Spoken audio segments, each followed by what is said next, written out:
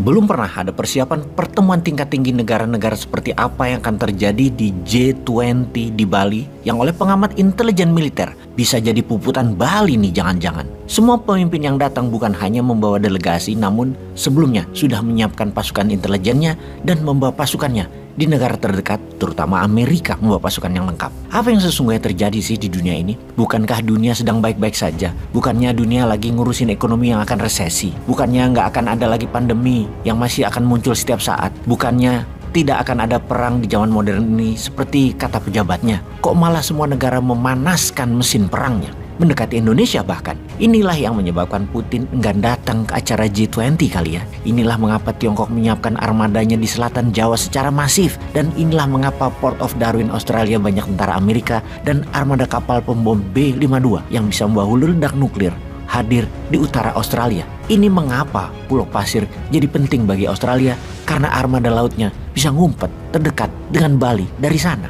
Amerika terutama Biden juga enggan sebenarnya datang kalau ada Putin. Juga kalau pada tanggal 8 November 2022 nanti hasil midterm election Partai Demokrat jeblok, maka tanggal 15-16 November 2022 di acara G20, di acara G20 belum tentu Biden datang. Biden bisa hilang selera dia. Kecuali acara G20 itu sebelum acara midterm election bisa nilai positif buat Biden. Kalaupun datang ternyata Amerika bagaikan bersiap perang di Bali armadanya. Full battle army.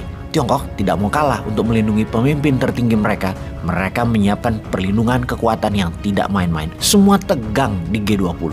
Kalau Putin tidak datang, kemudian Biden tidak datang, yang datang hanya Xi Jinping dan beberapa pemimpin negara papan tengah dan papan bawah. G20 nanti akankah ada resolusi atau hanya makan-makan bersama saja? Namun, kalau datang semua dan armadanya siap tempur semua, ini meeting atau mau perang sih? Oke, kita detailkan mengapa semua pemimpin negara besar tegang. Kita ke Asia Barat dulu. Kita semua tahu 8 minggu sudah Iran digoyang demo anti hijab. Di awalnya anti hijab namun sekarang menjadi political crisis di sana. Tekanan agama terlalu keras, dibatasi dan banyak aturan agaknya membuat sebagian masyarakat Iran muak, terutama para pelajar. Para pemimpin agama banyak yang diserang anak muda dan di mana-mana di Iran saat ini terjadi demo. Untuk menangani demo yang meluas dan membahayakan sebuah rezim, banyak strategi bernegara. Salah satunya adalah declare war atau menyatakan perang agar fokus rakyat terbagi. Iran kali ini melakukan hal yang sama. Pengumuman dan pidato keras Ayatollah Ali Khamenei dalam pidato resminya kemarin akan membuat gejolak baru di Asia Barat di dalam menantang hegemoni sekutu terutama Amerika. Kata-kata kami akan balas Amerika terus diulang-ulang kalimat tersebut. Apa yang mau dibalas? Meninggalnya pemimpin Garda Revolusi Iran Qasem Soleimani yang diroket pakai drone oleh Amerika yang dikirim melalui Saudi Arabia membuat Iran memendam amarah pada Saudi dan Amerika. Hal ini diungkap kembali oleh petinggi revolusi Iran dan pemimpin spiritual Iran Ayatollah Ali Khamenei akan membalas Amerika dan akan membalas Saudi. Karena selain membalas dendam Soleimani, demo 8 minggu berjalan itu disponsori Amerika dan Muhammad bin Salman Saudi itu tuduhan Iran. Dijawab oleh Biden, kami akan bebaskan Iran. Dan ini merupakan pernyataan persis seperti sewaktu Amerika melakukan pembebasan atas sandera di kedutaan Amerika di Iran di tahun 1981. Sebuah serangan militer dengan codename Eagle Claw atau cakar elang membebaskan warga Amerika di Iran yang disandera selama 444 hari. Kali ini Biden mengatakan kami akan membebaskan Iran adalah rezim yang saat ini kemungkinan akan digulingkan yang diawali oleh demo.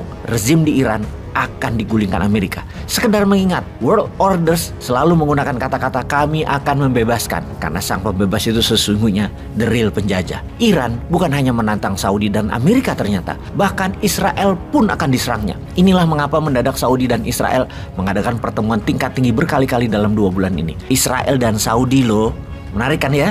Oke, kita detailkan Iran setelah kita menengok sisi lain dunia yang tidak baik-baik saja. Kita ke semenanjung Korea. Dalam sebulan terakhir belum pernah Korea Utara meluncurkan uji coba rudal balistik sebanyak kali ini dengan mengarahkan sasaran ke perairan Korea Selatan dan Jepang. Terbanyak, biasanya 1 bulan 1 dan paling banyak 5. Dalam sebulan ini, lebih dari 80 kali diluncurkan di berbagai arah. Utara, timur hingga selatan. Yang tidak dilakukan Korea Utara adalah menembaknya ke arah Tiongkok dan Rusia. Yang membuat Amerika World Order perang adalah lebih dari 100 misil dikirim Korea Utara ke Rusia. Rupanya Korea Utara sudah jadi manufaktur senjata negara-negara anti-hegemoni Amerika. Kemudian kita semua tahu gerakan tentara Tiongkok latihan perang di sekitar Taiwan juga eskalasinya meningkat, jumlahnya meningkat.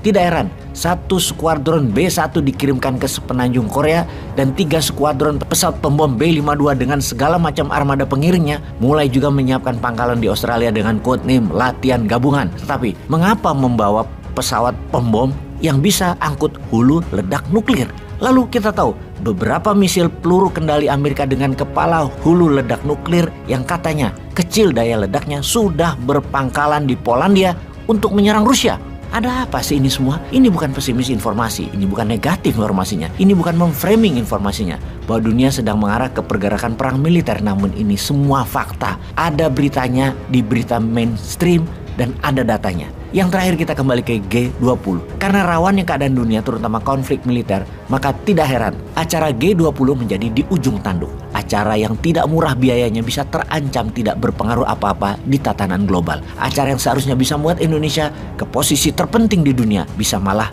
hasilnya terbalik. Jadi ajang perang kurus setra. Kalau melihat perlindungan militer atas pemimpin negara-negara G20 ada di sekitar Bali, begitu dahsyatnya. Jadi piejal, kalau tawuran di G20 lah Kanjuruhan aja nggak jelas sampai saat ini. Ayo dong kita bisa menjadi terbaik. Buktikan, dukung, hurra!